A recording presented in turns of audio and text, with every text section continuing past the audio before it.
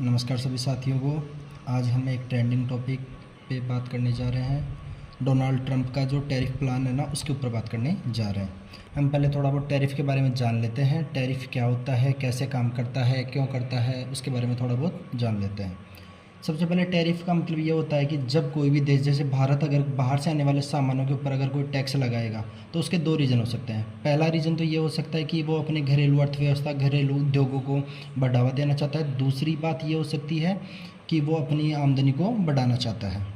अभी हाल फिलहाल में ही भारत के ऊपर डोनाल्ड ट्रंप ने 25% टैरिफ लगाने का ऐलान किया है। इसके साथ ही उसने बोला है कि अगर भारत रशिया से तेल खरीदना अगर जारी रखेगा तो भारत के ऊपर अतिरिक्त पेनल्टी भी लगाई जा सकती है, जिसका उन्होंने अभी तक जिक्र नहीं किया है। ये जो ट्रंप वाला टैरिफ है अभी तक 7 अगस्त तक टाल दिया गया है। इसके साथ ही डोनाल्ड ट्रंप ने पाकिस्तान के साथ अपनी ट्रेड डील फाइनल कर दी है। उन्होंने पाकिस्तान के ऊपर 19% टैरिफ लगाने का ऐलान किया है।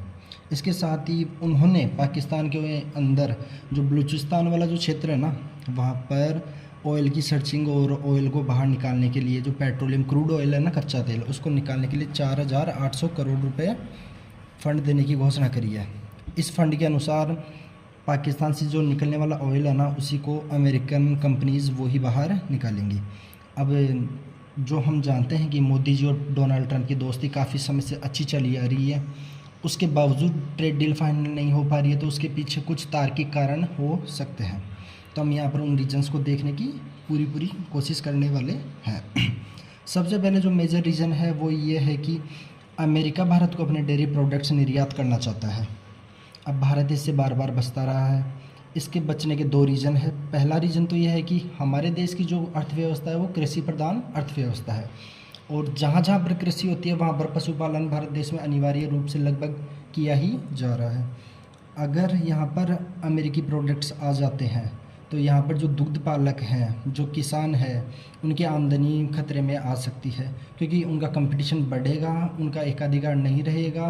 बाहरी अगर चीज़ें अंदर देश के अंदर आएगी, उससे इन चीज़ों की कीमतें कम हो सकती है। दूसरा रीज़न है कि अमेरिका भारत को नॉन वेज मिल्क सप्लाई करना चाहता है। अब यहाँ पर हम थोड़ा बहुत देख लेते हैं वेज और नॉन वेज मिल्क क्या होता है। एक तो शाकाहारी हो गया, एक मांसाहारी हो गया। मांसाहारी दूध का मतलब है कि उन्हें ऐसी गायों से या ऐसे पशुओं से प्राप्त किया जाता है जिनको पशु आहार के रूप में, सूअर जैसे जानवर, सूअर हो गया या कुछ और कोई जानवर मान लो, उनकी हड्डियों का चूरा बनाकर खिलाया जाता है। अब अगर बीजेपी का जो कोर वोट बैंक है वो सनातन धर्म से जुड़ा हुआ है, तो बीजेपी अपने कोर वोट बैंक को निराश नहीं कर सकती। इस कारण से ये ट्रेड डील अभी तक ठंडे बस्ते के अंदर अटकी हुई है। दूसरा जो मेन रीज़न है डोनाल्ड ट्रंप की वजह, टैरिफ लगाने की वजह का, वो है ब्रिक्स नेशंस। ब्रिक्स नेशंस की स्थापना हुई थी 2001 में, जो 5 देशों का समूह है।